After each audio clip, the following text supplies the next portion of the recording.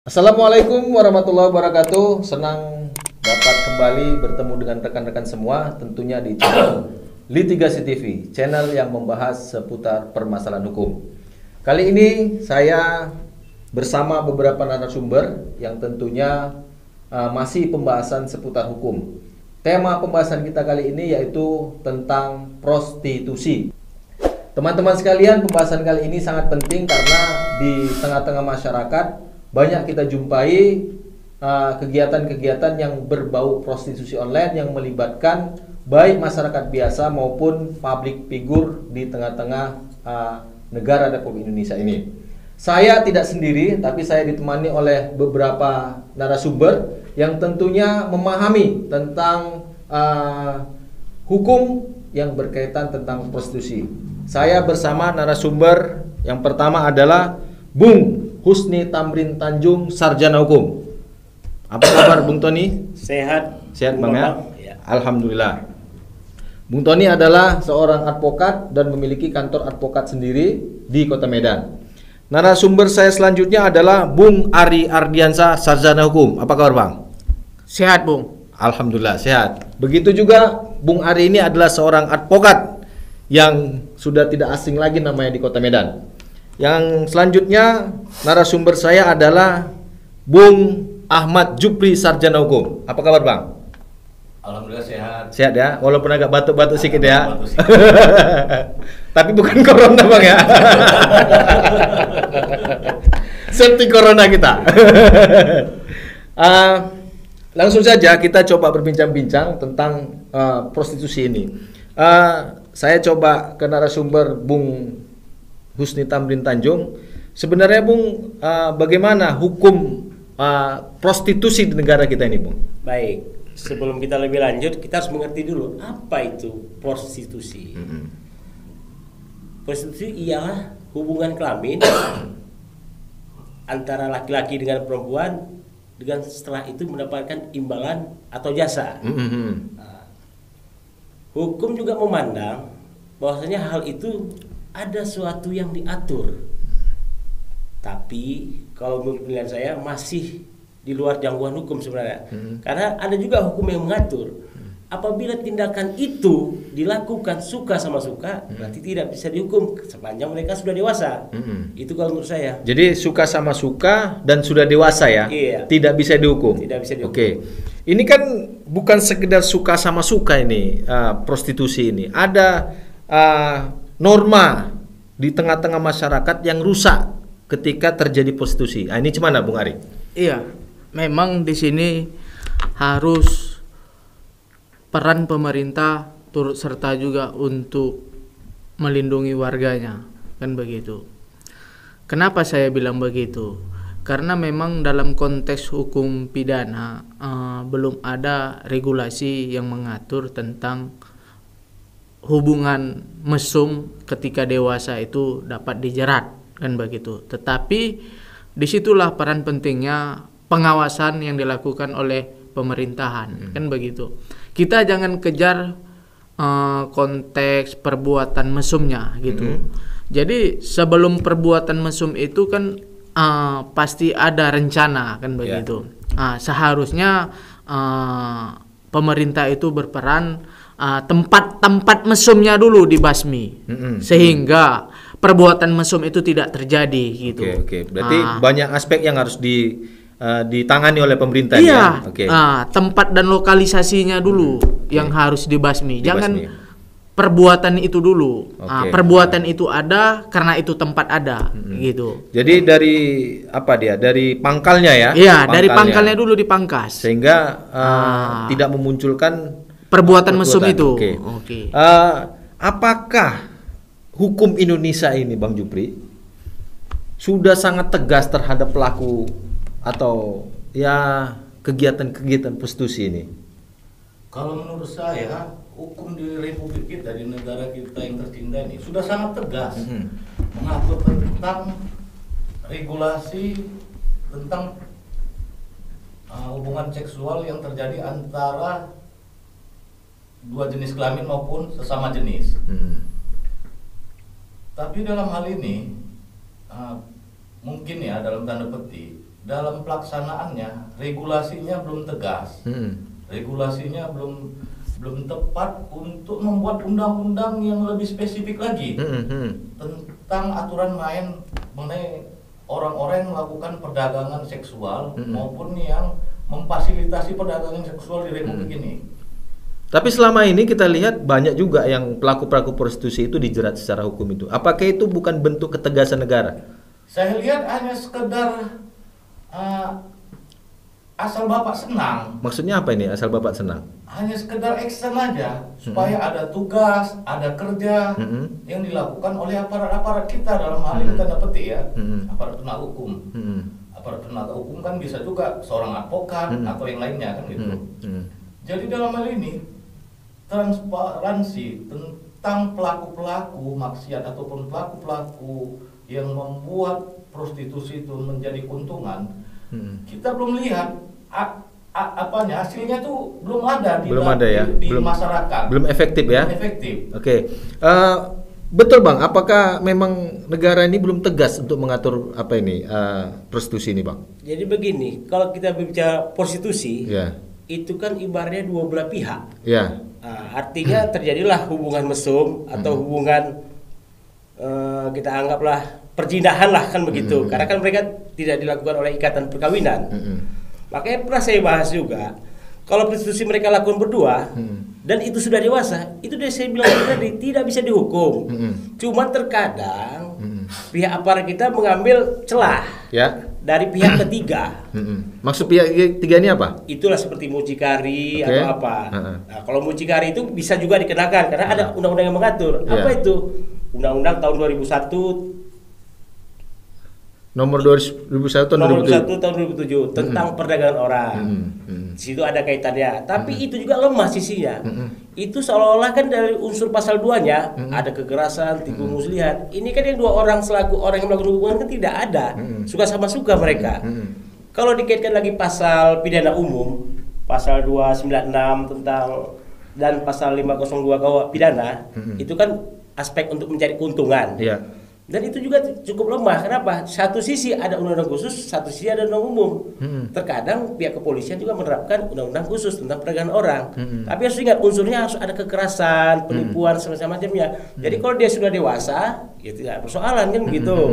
Tapi kalau ada pemanfaatan, eksploitasi dan sebagainya, itu kan bisa diterapkan dengan undang-undang perdagangan orang itu, Bang. Nah, jadi begini, kalau saya amati dari pasal 2 itu sebenarnya itu diterapkan apabila seseorang dijanjikan untuk bekerja, tetapi rupanya eksploitasi seks yang dilakukan oleh mucikari ini. Itu lebih kebanyakan seperti itu. Berarti kalau misalnya ada mucikarinya, ada kupu-kupu malamnya, dalam hal ini perempuan, wanita, kemudian ada lagi pemesannya lah, adalah pemesannya. Nah, ini kan satu rangkaian yang memang mereka itu mau suka sama suka gitu. Iya. Apakah ini tidak bisa diterapkan dengan undang-undang perdagangan orang tadi? Perdagangan orang itu sifatnya saya rasa, karena menurut saya, pengamatan saya dari undang-undang perdagangan orang itu menyangkut hubungan kerja. Tapi akan tetapi terjadi yang namanya eksploitasi seks. Di situ kalau saya tangkap dari pasal 2 itu. Tapi kalau jelas antara pihak ketiga, saya bilang, saya tidak beranggap itu mucikari. Saya anggap itu pihak ketiga. Bapak jangan menunjuk ke arah saya, pihak ketiga. Saya hanya mencontohkan saja. Pihak ketiga, saya bilang, kalau mucikari itu urusan lain. Pihak ketiga kenal sama si A, kenal dengan si B, terjadi kesepakatan. Di mana salahnya? Karena mereka sudah dewasa, terkecuali si perempuannya masih di bawah umur, maka diterapkan apa? Undang-undang perlindungan anak. Orang tua yang melakukan ini suka sama suka. Jadi Bang Jupri, memang nggak bisa itu diterapkan prostitusi terhadap perdagangan orang, undang-undang perdagangan orang ini diberlakukan untuk kegiatan-kegiatan prostitusi. Bisa apa enggak ini? Secara normatif bisa, karena regulasinya sudah ada. Dan ini kan lex spesialis, derogat, lex generalis. Undang-undang yang tidak tercover, peraturan-peraturan tidak tercover di KUH pidana yang diadopsi oleh pemerintah kita, yang dibawa oleh negara Belanda. sudah dibuat undang-undang khusus, yaitu di tahun 2007 dan mungkin sudah dituangkan dalam lembaran negara. Semangat undang-undang ini adalah untuk melindungi kaum hawa, khususnya yang di bawah umur, agar mereka terlindungi secara fisik. Kemudian dalam aspek sosiologis mungkin kita di masyarakat dengan adanya prostitusi ini baik online maupun offline, sehingga tidak terjadi aturan sosial di masyarakat terjadi secara bagus. Karena apa? Perdagangan ini bukan arti perdagangan wanita ya, dalam tanda petik. Sudah terjadi mulai dari ribuan tahun yang lalu. Dalam hal ini negara kita mungkin tidak tegas untuk melakukan aturan mainnya. Kalau Belanda dia membuat lokalisasi dalam tempat tertentu seperti Kalijodo dan sebagainya, kita nggak tegas. Belum lagi orang-orang asing yang datang melakukan perdagangan manusia ataupun melakukan upaya-upaya ataupun cara-cara seks pelacuran komersil di Republik kita, di negara kita ini. Ini kan masih terjadi, masih lazim. Kalau memang tegas, terapkan undang-undang tersebut.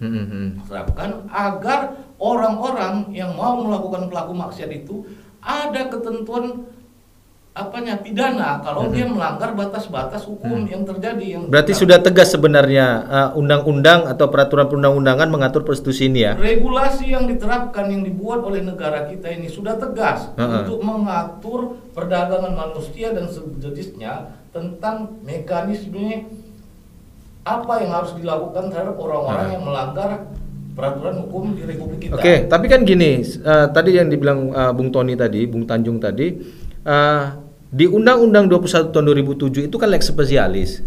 Kemudian ada KUHP yang mengatur di 296 orang-orang yang mencari keuntungan, yang mendapat keuntungan sebagai mata pencarian dari prostitusi ini. Apakah tidak terjadi dualisme penerapan hukum antara hukum umum yang dalam KUHP dengan hukum khusus yang di dalam Undang-Undang Perdagangan Orang ini?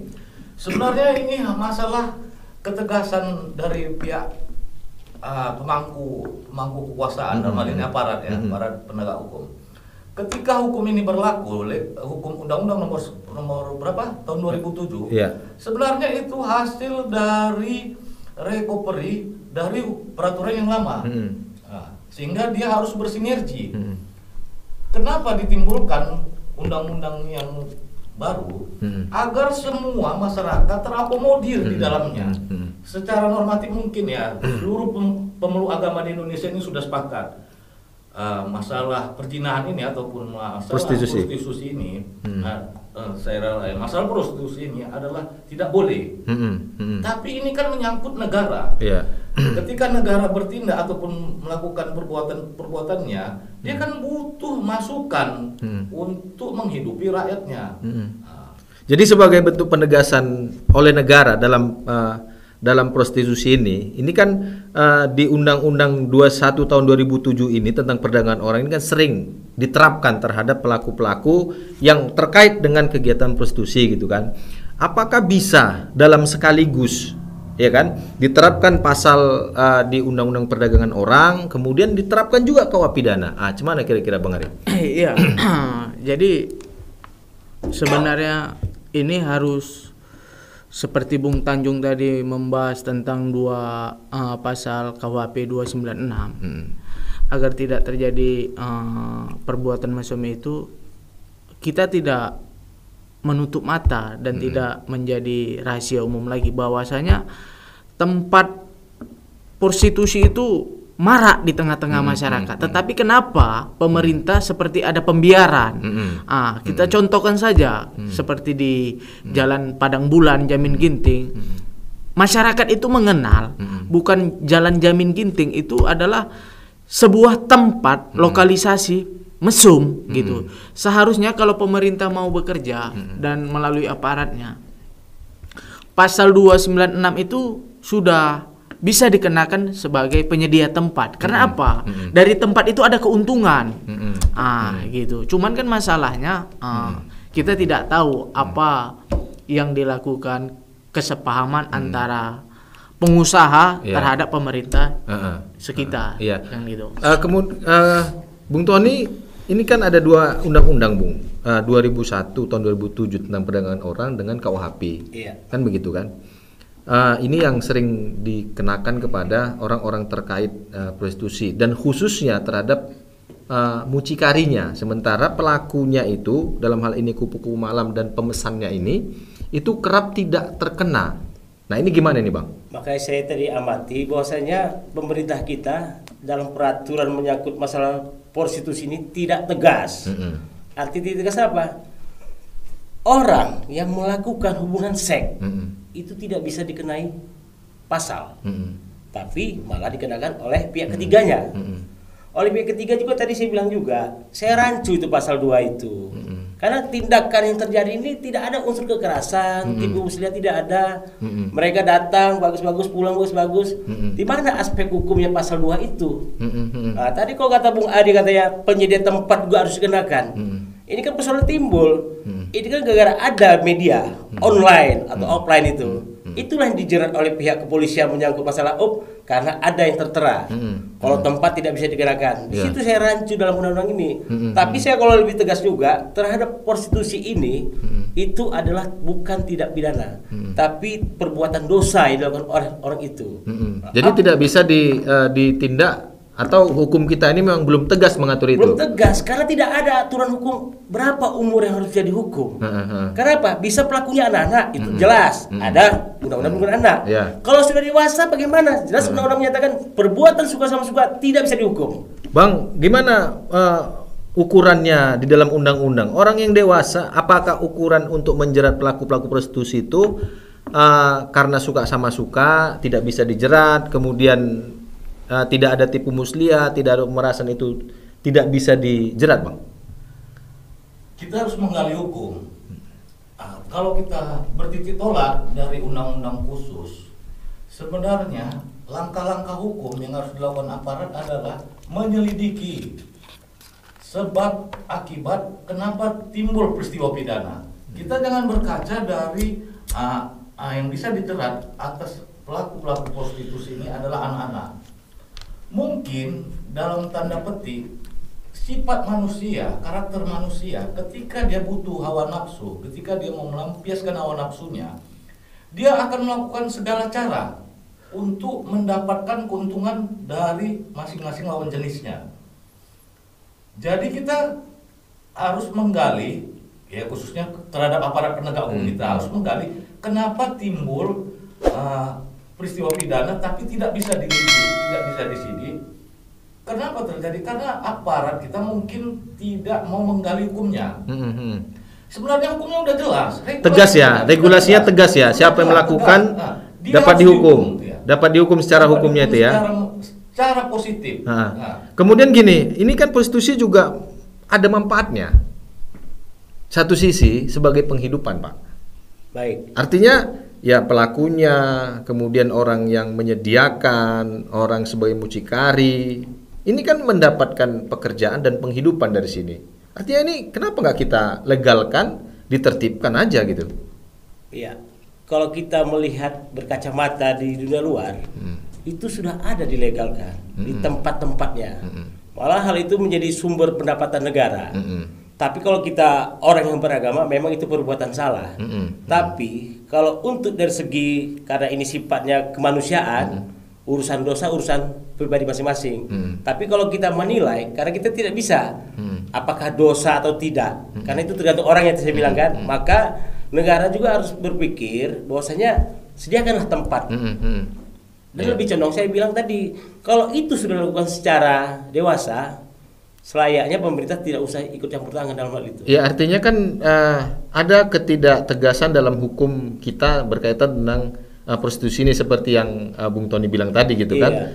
Apakah nggak lebih baik itu ya udah kita legalkan aja, kita tertibkan sehingga orang-orang yang maulah kita katakan sebagai pelanggan hidung belang dan sebagainya ada kanalnya, ada tempatnya. Kan begitu aja kira-kira. Iya, tapi begini, kita kan harus melihat juga negara kita ini kan negara ketimuran. Hal-hal itu kan jelas itu perbuatan dosa. Jadi sebenarnya makanya saya menilai ya itu terakhir ya main kucing-kucingan lah kan begitu kan. Kita ambil contoh aja, banyak kok terjadi peristiwa-peristiwa perselingkuhan atau apa, itu kan sama juga. Iya. Kalau cerita prostitusi kan gitu. Cuman kan saya tengok prostitusi ini seolah-olah dibuat oleh negara ada pihak ketiga, seolah-olah gitu, dengan bahasa mucikari atau apa gitu kan. Sebenarnya itu sama persoalannya, itu sama dengan mesum atau jinah. Makanya saya bilang harus kita lihat dulu kriteria umurnya. Maka kalau misalnya itu kriteria umur di bawah umur, itu bisa terjerat pidana. Tapi kalau suka sama suka, kalau saya rasa masih jauh lah. Iya, iya. Kalau suka sama suka, ya memang kalau kita lihat prostitusi ini seluruhnya dasar suka sama suka. Apakah nggak lebih baik itu ditertibkan dan dilegalkan dan disediakan tempatnya, Bung Ari? Kalau saya tidak sepakat dengan hal yang disampaikan moderator khususnya dan Bung Tanjung menyampaikan bahwasanya perlu ada seperti legalisasi gitu. Kenapa? Itu sudah bertentangan sama sila pertama, kan begitu. Ketuhanan yang Maha Esa. Jadi agama yang sudah diakui sama negara Republik Indonesia, tidak ada satu agama pun yang membolehkan perbuatan itu dilakukan. Tapi harus juga Bung Adi. Gitu. Kalau kita bicara ketuhanan, enggak. perbuatan Jadi prostitusi gini. aja yang dilarang. Jadi korupsi, negara narkotika juga bukan. dilarang Bung Ari. Filosofi negara kita itu adalah Pancasila, kan gitu. Iya, Kita tadi tidak. kan aspeknya tadi kan ketuhanan. Iya, Jadi gitu. bagaimana Jadi mungkin kita hanya prostitusi aja yang tidak boleh, bukan. sementara yang lain boleh? Segala sesuatu itu harus ada regulasi dan tidak boleh bertentangan dengan dasar-dasar negara, gitu. Karena apa? Itu bisa membuat negara itu akan menjadi bobrok di mata dunia. Karena apa? Tidak ada kejelasan antara dasar, antara akar dan pokok gitu. Ibarat akarnya bibitnya Tapi itu Bung bibit Ari padi, lupa nggak barangkali. mungkin yang tumbuh Bung Ari jagung. masih gitu. ingat nggak di Malaysia? Enggak, ada namanya tempat perjudian khusus. Gini, kita Malaysia nggak usah bahas negara negara. Islam. Artinya begini, maksud negara Bung Tony ini begini. Kalau kita kacamatanya adalah sila ke-1 ketuhanan yang Maha Esa, kemudian kita ambil sebagai agama sebagai tolak ukurnya, tentunya korupsi juga ini kan juga dilarang dalam agama. Iya, jadi kita Kan harus gitu. pahami, kita nggak boleh melebar dalam pembahasan konteks diskusi kita, Iya. karena judul kita itu adalah prostitusi, Ya, bukan bukan korupsi ditarik, gitu. Ya. Kita fokus Ya. fokus saja terhadap pembicaraan prostitusi kita. Ya, artinya gini. Agar apa? Masyarakat Oke. memahami kemana arah dan tujuan Iya. hasil diskusi kita Ya, ini. ini gitu. kan gini, Bung Ari harus diklirkan dengan apa statement yang diberikan oleh Bung Tanjung tadi gitu kan. Kalau kita merujuk kepada dasar negara Indonesia atau dasar filosofi negara Indonesia adalah Pancasila, sila pertama khususnya masalah ketuhanan, dan kemudian prostitusi ini tentunya dilarang oleh agama manapun yang dianut di negara ini. Nah, diambil dianalogikan dengan kegiatan kejahatan lain, misalnya korupsi juga, kan gitu, itu juga dilarang gitu. Iya, Kan ini dilarang juga. Artinya begini, kita jangan mengambil posisi ibaratnya kelemahan di satu posisi prostitusi, kita ambil dengan kasus yang lain gitu. Itu tidak baik gitu. Jadi kesimpulannya itu tidak dapat dari hasil diskusi kita. Kita tetap fokus terhadap apa judul tema kita yang kita diskusikan ini, jangan merembet gitu. Kesimpulannya nggak dapat nanti. Oke, jadi gitu. Bung Ari, dengan kondisi hukum, penerapan hukum material maupun penerapannya, dengan kacamata Bung Ari, apa tidak lebih baik ini disediakan tempatnya, ditertibkan prostitusi ini, sehingga tidak melebar ke masyarakat, orang yang tidak tahu prostitusi karena tempatnya di mana-mana atau di tengah kampung, kan gitu kan, di tengah kampung, sehingga masyarakat itu tertular di situ semua. Apakah lebih baik kita sediakan tempatnya, disediakan, ya ditertibkan lah begitu? Ya, mungkin negara sudah memikirkan itu terlebih dahulu. Kenapa? Maksudnya negara memikirkan ini kan belum jelas ini. Iya, Karena artinya konkretnya belum begini, ada gitu. Kenapa sampai saat ini di tengah-tengah masyarakat marak perbuatan mesum itu, tetapi negara tidak mampu untuk menyediakan itu. Kenapa? Karena filosofi landasan negara itu adalah Pancasila. Karena sesuai dengan sila 1 itu ketuhanan yang Maha Esa. Ketika itu dilegalkan oleh negara, berarti negara sendiri yang menabrak, yang membuat aturan itu gitu. Kan tidak mungkin meludah di muka sendiri Oke, gitulah. berarti tidak mungkin lah secara Tidak konstitusi, mungkin. secara landasan Karena- dan dasar negara iya, tidak bahwa akan prostitusi mungkin. itu dilegalkan dan Tidak. ditertibkan ya. Iya. Harus dibasmi begitu ya. Dibasmi. Oke. Makanya untuk membasmi itu menurut saran saya bukan kepada pelakunya saja. Kenapa? Sebelum pelaku itu terbit, karena perbuatan itu perlu dengan tempat yang nyaman, tempat yang sepi kan begitu. Tidak ada perbuatan mesum itu di tengah-tengah masyarakat seperti di pusat pasar, di pajak gitu. Nggak ada gitu. Itu udah gila dia. Makanya kalau memang aparat itu mau, kejar dulu untuk penyedia tempat. Kenapa? Ada keuntungan dari perbuatan itu, gitu. Mana yang harus dikejar duluan antara penyedia tempat, kemudian wanitanya, kupu-kupu malamnya, dengan pelanggannya? Mana yang lebih dulu dibasmi nih, Bang Jupi? Menurut saya, Ya. begini, kalau menurut saya kita harus kembali kepada histori negara kita. Ya. Sebenarnya kalau dari kajian filosofi negara kita, produk hukum yang kita anut ini adalah warisan kolonialisme. Jadi teringat cerita zaman dulu, masa lalu, ketika pemerintah kolonial Belanda membangun lokalisasi prostitusi di sekitar rumah Kiai Haji Hasyim Asy'ari, tokoh pendiri NU, Kiai Haji Hasyim Asy'ari tidak komplain. Yang tetap dibangunnya adalah membangun akar budaya yang timbul di masyarakat tersebut secara Islami. Jadi dia tidak memprotes tindakan pemerintah kolonial, tapi dia mendidik masyarakat di sekitarnya agar benar-benar memahami tentang apa itu agama dan apa itu adat yang mereka anut. Jadi terkait masalah prostitusi, masyarakatnya diajari bahwasanya itu dilarang agama, tidak sesuai dengan adat kita, kan begitu. Sehingga kegiatan prostitusi yang dilakukan pemerintah kolonial Belanda tetap eksis, dan Kiai Haji Asy'ari tetap mengadvokasi, mendidik warganya, masyarakatnya untuk tidak melakukan perbuatan tersebut. Apalagi ini kan cerita produk undang-undang regulasi. Kalau cerita regulasi yang harus dikedepankan adalah seberapa jauh manfaatnya lokalisasi prostitusi itu tadi memberikan keuntungan bagi negara. Oke Bang, nanti kita Jadi keuntungan yang harus negara kita nih ya. kejar, Oke. Yang harus kita kejar adalah penyedianya, pemberi tempat. Oke, berarti dari sudut itu ada keuntungan negara, kemudian dari penyedia-penyedia tempat itu lebih dulu yang harus Itu diapa ya, harus yang dilakukan ditertibkan ya. pencegahan. Oke. Jadi begini Pak Tanjung. Ini di dalam Undang-Undang 21 tahun 2007 tentang perdagangan orang, dalam pasal 2-nya itu kan ancaman hukumannya itu minimal 3 tahun, maksimal 15 tahun. Apakah ini bukan sebagai hukuman yang tegas dalam penanggulangan prostitusi ini, Pak Tony?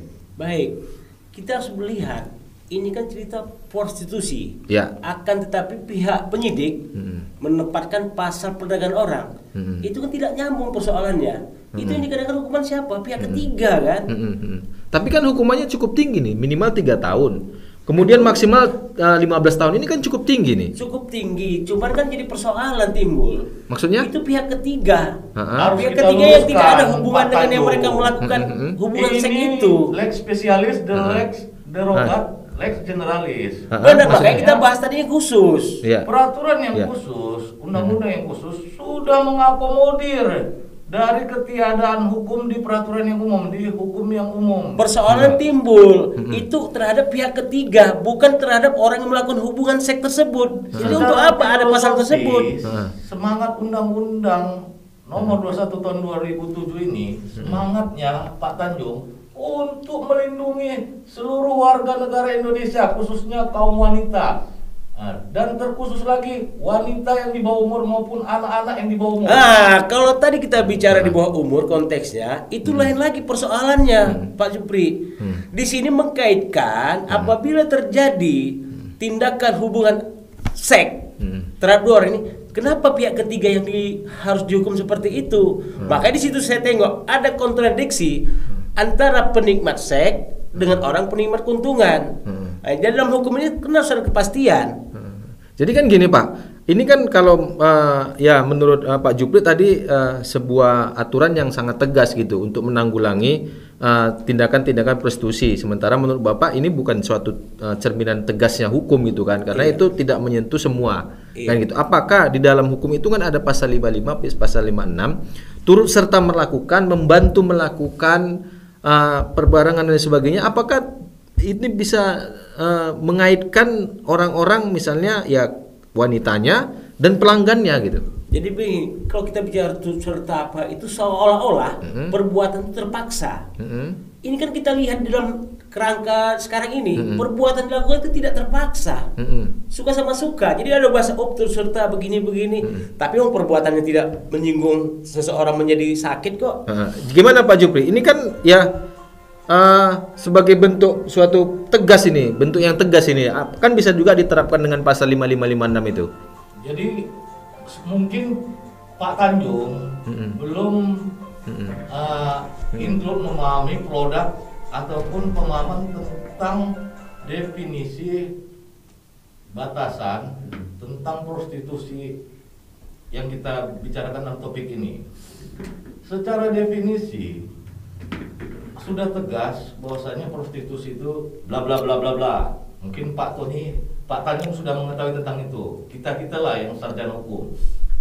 Yang kita pedomani di sini adalah bahwasanya peraturan ini atau undang-undang ini ketika diterbitkan oleh negara atau pemerintah pemangku kekuasaan di Republik ini, di situ itu sudah melalui kajian yang secara hukum sudah melalui landasan berpikir yang pas.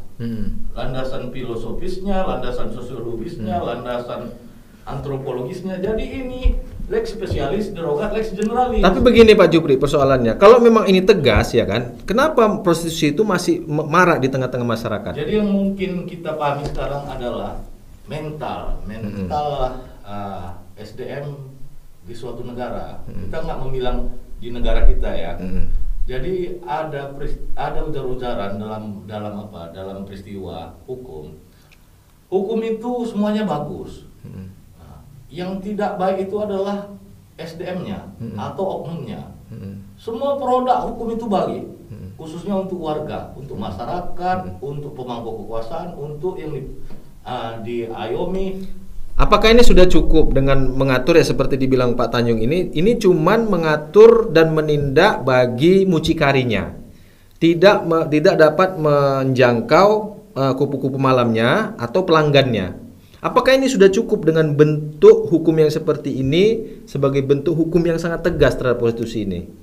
Saya pikir harus dibuat produk hukum yang terbaru. Berarti kalau tadi berarti Pak Jupri itu tidak produk baru, berarti tidak tegas lah berarti bahasanya.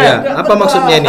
Jadi Bung Jupri juga harus tegas konsisten juga. Buat produk hukum yang baru. Artinya produk ini tidak tegas kan? Ini Pak Tanjung. Enggak. Coba Anda pikirkan juga, Anda pikirkan juga bahasa Anda tadi harus dibuat satu produk lagi. Artinya ini tidak tegas undang-undang perdagangan orang. Tentang prostitusi ini ataupun pelaku-pelaku yang menyangkut hubungan syahwat ini, hukum yang harus kita kuatkan adalah mengenai dalam rangka penegakan hukum law enforcement di negara ini diterapkan kepada aparat penegak hukumnya. Ya maksudnya tadi kan Bang Jupri tadi mengatakan harus ada undang-undang lah atau aturan baru.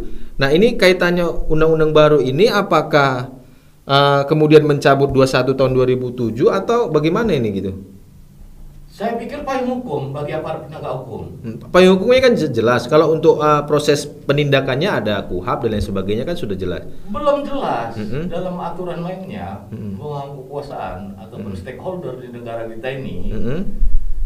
Kita kan tahu di setiap institusi kepolisian itu kan ada yang namanya bidang people smuggling atau bidang tentang perdagangan orang.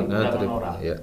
Mungkin itu aja diberikan ataupun delegasi kewenangan kepada masing-masing daerah supaya masalah prostitusi ini tegas dan tepat bagi aparat kita untuk menindak semua pelaku prostitusi ini. Berarti dalam penerapannya harus lebih tegas saja. Tapi secara materi undang-undangnya itu sudah tegas. Jadi tak perlu lagi untuk dibuat undang-undang yang Saya pikir ini sudah tepat dan terarah serta terukur untuk menjerat para pelaku prostitusi, baik itu penyedia, baik itu penikmat maupun peserta, untuk diterapkan secara hukum positif di negara kita ini. atau memang Begini saya sanggah, oke. ini nampaknya Bung Jupri tidak memahami terhadap undang-undang perdagangan orang. Di situ kan ditegaskan, barangkali ada ambil contoh perkara baru ini, itu para penikmat, para wanita juga tidak ada sanksi pidananya dan hanya dilabelkan saksi. Jadi di mana dikatakan harus dihukum sementara undang-undang tidak ada mengatur mereka harus juga dikatakan pelaku. Mereka penikmat kan berarti melakukan kegiatan Tapi tidak ada ini. pasal untuk menjerat mereka. Di Iya. pasal penjelasan di situ Artinya gini Pak Jupri, memang menurut ya di pasal 21 2007 itu ya orang yang menyediakan atau melakukan kekerasan sehingga melakukan eksplorasi terhadap seseorang, artinya Iya. pelaku perdagangan orang gitu itu kan, gitu kan. materi. Jadi itu materi di pasal 221 tahun 2007 gitu Iya. kan. Yang dimaksud Pak Tony ini kan tidak menjerat si perempuannya lah. Tapi Dan- penjelasannya Pak Moderator itu sudah jelas, include semua pelaku peserta kegiatan tersebut. Oke. Gimana kira-kira menurut Jadi Pak gini, Bung Tanjung? kita berbicara contoh faktual yang sering kita lihat. Tidak pernah yang namanya penikmat dan merasa nikmat itu terjerat. Hanya pihak ketiga yang terjerat. Itu apa sebabnya? Karena tidak ada yang diatur. Karena tidak hukumnya itu tidak ada yang Tidak ada yang bisa mengatur. menjangkau mereka. Karena itu tadi saya bilang, mereka sudah dewasa nih. Mm-mm. Terjadi suka sama suka. Cuma kan yang ditarik mereka nih pasal 295 sama 506. Iya. Perbuatan dari pihak ketiga ini untuk mencari keuntungan atas Iya. kerja mereka berdua. Berarti ke mucikari juga. Ke mucikari. Atau orang yang menyediakan tempat Menyediakan. ya, tidak menjangkau si wanita Pak dan Tanjung belum membaca penjelasan penikmatnya ya? dari Iya. pasal-pasal Tidak ya? tersebut. Karena contoh juga banyak yang Iya. kita lihat kan. Mm-mm. Posisi online artis. Artis nggak kena sentuh kok. Kapasitasnya saksi. Oke. Itu realita yang kita Iya. lihat. Oke, berarti memang di beberapa kasus memang tidak dijerat ya? Tidak Apa? dijerat. Tidak jerat. Kemudian untuk memang kita kan ini mendukung gitu kan supaya prostitusi ini ya paling tidak bisa berkurang lah gitu kan. Kalau memang di satu sisi Pak Tanjung bilang ini tidak tegas undang-undang yang mengatur ini karena tidak menjangkau seluruh orang-orang yang terlibat dalam prostitusi. Menurut Pak Jupri bahwa ini sudah tegas, tinggal pelaksanaannya aja yang belum tegas. Nah, apakah misalnya menurut Bung Ari kita balikkan aja apa yang diatur atau yang berlaku di tengah-tengah masyarakat seperti di awal tadi yang kedapatan melakukan prostitusi, diarak dan lain sebagainya sebagai sanksi itu. Gimana kira-kira Bung Ari? Iya, itu pun boleh juga dilakukan. Saya sepakat dengan moderator kan begitu. Karena apa? Ketika itu dilakukan oleh tokoh-tokoh masyarakat kan begitu di seluruh Indonesia, saya yakin itu pasti ada pengurangan, gitu bagi pelaku-pelaku. Jadi lebih kepada sanksi sosial ya. Lebih Dibenarkan sanksi Pak sosial. Tanjung? Gitu. Jadi kalau pendapat Bung Ari seolah-olah harus bermain hakim, itu juga Bermain hakim sendiri maksudnya? Iya, itu sangat melukai rasa di negara kita ini karena kita negara hukum. Jadi alangkah arif dan bijaksananya apabila terjadi perbuatan asusila lah di suatu tempat, kita harus mendapatkan aspek hukum juga. Ya. Jangan perbuatan orang melawan hukum, kita melakukan kebaikan tapi melawan hukum juga. Iya. Itu Jadi- sangat salah. jadi harus Jadi kita- kalau dialaskan harus hanya kita aspek pahami juga, penyiaran, Oke. Bung itu Tanjung. sudah ada Ya. ranahnya. Enggak. Ya. Kita Ranahnya harus pahami apa? juga. Ke polisi Ya, atau betul. apa? Karena ini apa? Ini cuma delik aduan. Oke, Kenapa? Proses perjinahan mesum itu yang rugi siapa? Adalah orang-orang yang merasa apabila punya hubungan suami istri melakukan tindakan mesum atau perselingkuhan. Jadi terhadap masyarakat, oh itu perbuatan dosa. Ya janganlah kita berbuat main hakim sendiri. Ya tapi kan kerugiannya bukan kepada mereka berdua, tapi memang ada nilai di masyarakat, norma di masyarakat itu kan yang hilang gitu Bung Ari kan? Baik, kalau norma masyarakat kita kaji, perbuatan tuh banyak yang tidak. Jadi gini Pak Tanjung. Seperti Oke. kita mengambil hak orang lain itu juga Oke. termasuk norma kan yang Ha-ha. yang dilarang. Iya, Jadi jangan satu aspek aja. Masa misalnya gini aja. Oh, di wilayah kita ada korupsi. Ada nggak diarak dia? Tidak. Enggak, Ada gini banyak. Bung Tanjung harus Oke, oke. memahami juga. Jangan kita singgung dalam diskusi kita ini mengambil contoh lain untuk Karena meletakkan ini perlu ya contoh tuh, tema. karena sama-sama Oke, berbeda. bentar, Gitu. bentar, bentar, Kita bentar. fokus Oke. tetap ke tema prostitusi gitu. Iya. Jadi hukum yang tertinggi itu adalah yang bisa mengurangi sebuah perbuatan. yang terjadi di tengah-tengah masyarakat. Berarti itulah hukum yang ditaati oleh masyarakat. Jadi ketika ada regulasi yang mengatur, tetapi itu justru menambah regulasi perbuatan semakin meningkat gitu, itu kurang efektif. Tapi gitu. apakah itu dibenarkan ketika misalnya kita mengarak seseorang pelaku prostitusi mengarak di tengah-tengah kampung, apakah itu dibenarkan secara hukum tatanan hukum di Indonesia ini? Iya, gini. Itu sifatnya teknis dan itu bisa dibenarkan, tetapi harus kita garis bawahi. Jangan ada unsur kekerasan yang bisa mengakibatkan hilangnya nyawa seseorang. Berarti Anda bias bahasanya itu. Enggak, kalau gini. Anda bilang sepakat, Anda sendiri berada di negara hukum. Ikutilah negara hukum aturannya. Anda harus ingat juga. Artinya seseorang yang diarak itu tunggu dulu. Orang yang diarak beban psikologinya bagaimana? Apakah lebih besar manfaat daripada kerugian terhadap orang pelaku itu? Karena ini membuat efek jerah. Ini kita tujuannya ini membuat efek jerah untuk mengurangi perbuatan-perbuatan tersebut. Kalau kita bicara efek jerah, itu sudah ada ranahnya. Itu pertimbangan hakim. Apakah berat atau tidak? Gini, harus diingat juga Bung Andi. Gini, tadi seperti Bung Tanjung bilang, bagaimana kita bisa mungkin masuk ke ranah aspek peradilan? Berarti yang bisa masuk aspek peradilan itu apa? Adanya perbuatan, adanya aturan yang sudah dilarang tetapi itu dilanggar, adanya sanksi yang jelas yang diatur oleh hukum positif. Tadi Bung Tanjung bilang bahwasanya regulasi untuk perbuatan mesum itu tidak ada ketika dia sudah melakukan dewasa. Jadi bagaimana kita bisa masuk aspek ke peradilan gitu. Itu tadi kita tunggu apa pemerintah. Artinya begini, sebelum untuk mengisi kekosongan hukum, menurut saya gitu, di situ pemerintah harus ngambil andil untuk menggandeng tokoh masyarakat, pemuka agama untuk apa? Ya memang seperti kegiatan-kegiatan penyuluhan-penyuluh agar apa? Masyarakat ini sadar atas moral. Gitu. Tapi seperti yang saya tanyakan tadi, ketika orang diarak misalnya kan, apakah itu dibenarkan secara hukum negara Republik Indonesia itu?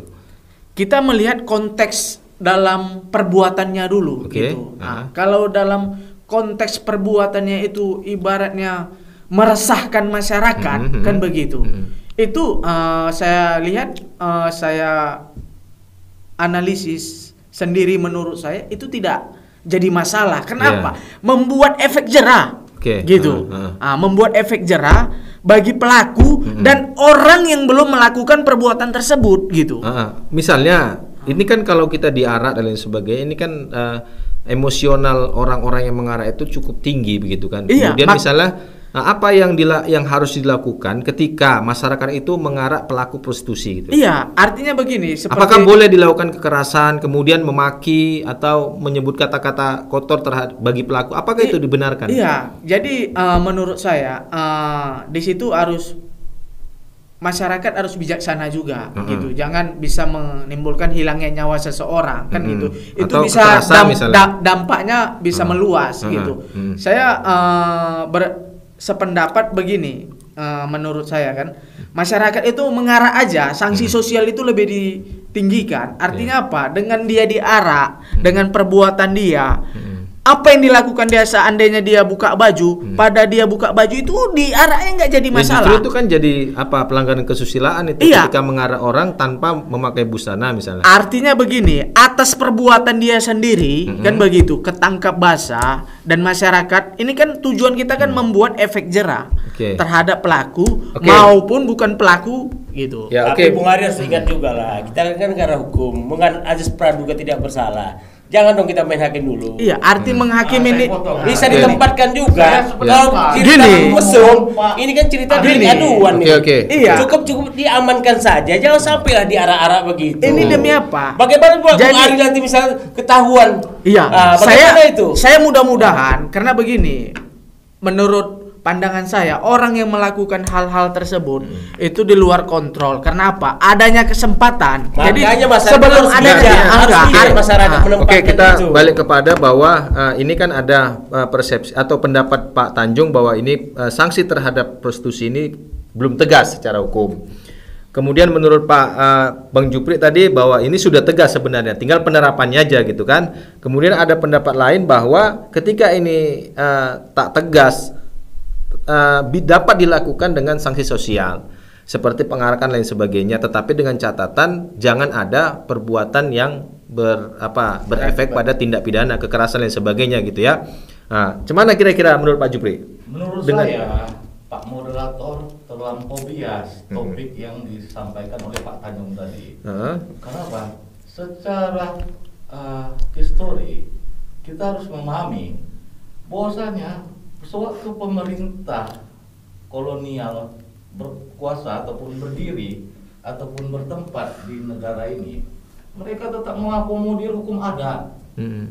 Walaupun sudah diterapkan kitab undang-undang hukum perdata, kitab undang-undang hukum pidana kepada terhadap semua wilayah yang ditempati oleh kolonialisme Belanda, tapi mereka tidak menutup hukum adat atau kebiasaan yang berlaku di setiap wilayah yang ada di Indonesia. Iya, oke. Ada di beberapa wilayah di Indonesia ketika menerapkan sanksi sosial secara adat istiadat itu dibiarkan ataupun dilihat ataupun ditonton oleh pemerintah kolonial.